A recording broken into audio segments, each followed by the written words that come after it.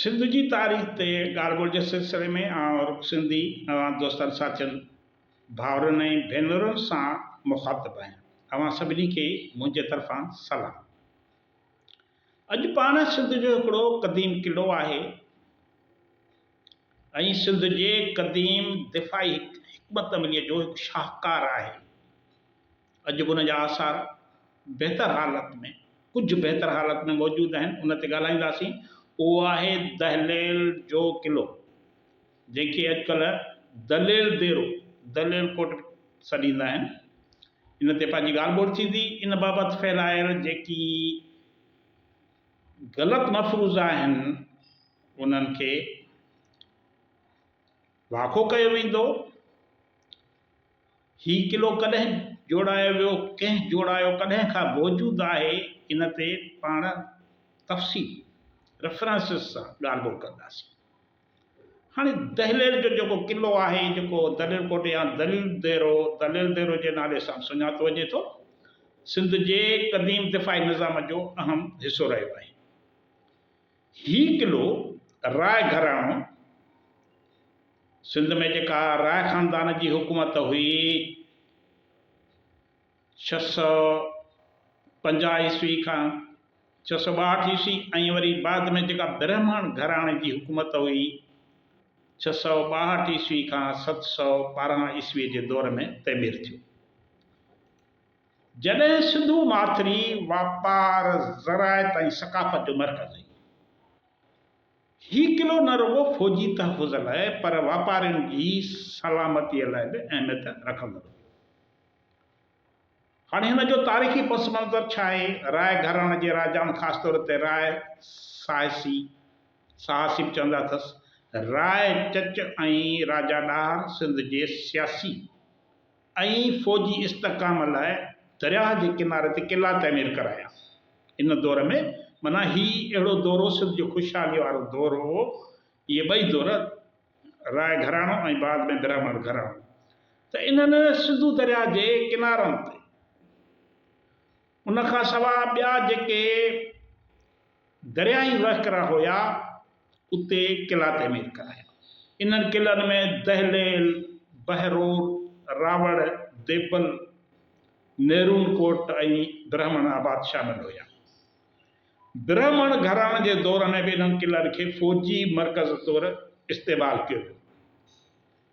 जॾहिं 711 ईस्वी दारे मोहम्मद बिन क़ासिम सिंध ते हमिलो कयो त दहलेल जो क़िलो उन वक़्त बि मौजूदु हो ऐं दहलेल जो क़िलो हिकु अहम रुकावट तौरु साम्हूं आई।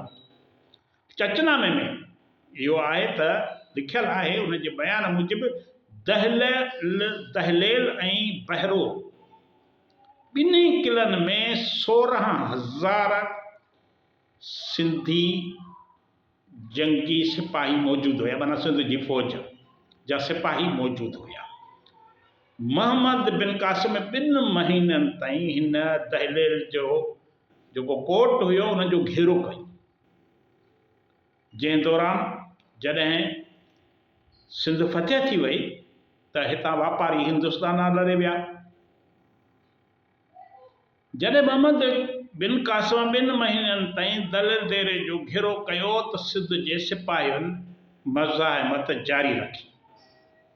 बिलाज़रिया में इहो ज़िक्र मौजूदु आहे। 9वीं सदी ईस्वी में फ़तहुल बुल्तान में दहलेल जो नालो दहलेला तौरु ॾिनो वियो आहे, जेको हिन क़िले जी क़दामत ऐं इस्लामी तारीख़ में ज़िक्र खे जेको आहे साबित करे थो। दहलेल जो क़िलो मौजूदा जेको नवाबशाह शहर आहे उन जे वेझो सकरन खां वरी 3 मेलनि जे पंध ते वाक़िअ आहे। डॉक्टर कुरैशी हामिद अली खानाई इन्हनि जी तहक़ीक़ आहे हिन क़िले ते। उन्हनि मूजिबि क़िले जो दरवाज़ो वारियासे इलाइक़े ॾांहुं, जेको नवाबशाह जे ओभर में हिकिड़ो रेगिस्तानी इलाइक़ो हो। क़िले जे भरिसां जलवाली नहर हिकिड़ी हूंदी, उहा वहंदी। इहा वरी नदवी पंहिंजे किताब में लिखे थो, जेका सिंधु दरिया मां निकिरंदी हुई, या नहर माना हिकिड़ी शाख हुई सिंधु दरिया जो हिकिड़ो वहकिरो हुयो। मोहम्मद बिन क़ासिम जे फ़ौजी छावनी बि जेका मोहम्मद बिन क़ासिम जी फ़ौजी छावणी हुई उन नहर जे किनारे ते क़ाइमु कई वई हुई, जीअं सैयद अबू ज़फ़र नदवी पंहिंजे किताब में इहो तहक़ीक़ ज़रिए लिखियो आहे। हाणे इल्मी खोजना जी पाण वटि खोट आहे, पोइ जंहिंखे जितां अचे थो उतां उहा ॻाल्हि करे थो, ऐं हरूभरू मतिलबु जेके सिंध जा हज़ारनि साल सवें साल क़दीम क़िला कोट आहिनि उन्हनि बाबति बदगुमानियूं फैलायूं थियूं वञनि। हाणे सिंध दहलीज़ जे क़िले बाबति सिंधी तारीख़दाननि में घणी खोजना न थी आहे, सिंधी तारीख़दान घणी खोजना न कई आहे। हाणे इन ते नबी बख्श बलोच आहे, कुरैशी हामिद अली खानाई आहे, इश्तियाक अंसारी आहे ऐं ॿियनि मुहक़िक़नि हिन मौज़ूअ ते ख़ामोशी इख़्तियार कई आहे। अवामी रवायतूं त मौजूदु आहिनि, पर इहे तारीख़ी हैसियत खां वधीक ॾंद कथाउनि जे सूरत में जेके आहिनि से मौजूदु आहिनि। दहलीज़ जो क़िलो सिंध जी क़दीम दिफ़ाई हिकमत अमली जो शाहकार आहे, जेको वापार, फ़ौजी तहफ़ुज़ ऐं सियासी इस्तेहकाम लाइ अहमियत रखंदड़ हुयो।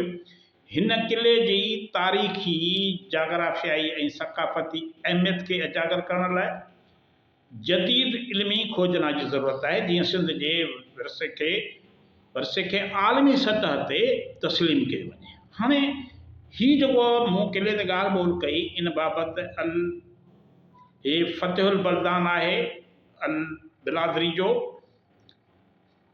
1987 में भी इहो किताब छपियो आहे, दारुल फ़िक्र अल अरबी इदारे तरफ़ां छपायो वियो आहे। ॿियो अंसारी आहे, उनजो आहे सिंध जा कोट ऐं क़िला, इहो 1992 में किताब छपियल आहे। बलोच नबी बख्श बलोच जेको चचनामे जो तर्जुमो कयो आहे 1983 में चचनामे जो जेको तर्जुमो छपियो आहे उन में बि चचनामे में हिन क़िले जो ज़िक्र मौजूदु आहे, माना हीउ क़दीम क़िलो आहे। खानानी आहे जोग्राफिकल पोजीशन ऑफ दलील फोर्ट, उन जेका तहक़ीक़ कई आहे उहो हुन जी तहक़ीक़ 2005 में शाया थी आहे, उन में बि हिन क़िले जो ज़िक्र आहे। नदवी आहे, ज़फ़र नदवी आहे, उन तारीख़ सिंध जेका 1964 में किताब शाया थियो आहे उन में बि हिन ते तहक़ीक़ मौजूदु आहे।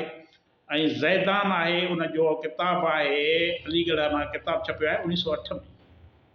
ज़ैदान जो आहे तमदुन इस्लाम, उन जो वाल्यूम 3 आहे, उन में दलील देरे जो ज़िक्र मौजूदु आहे।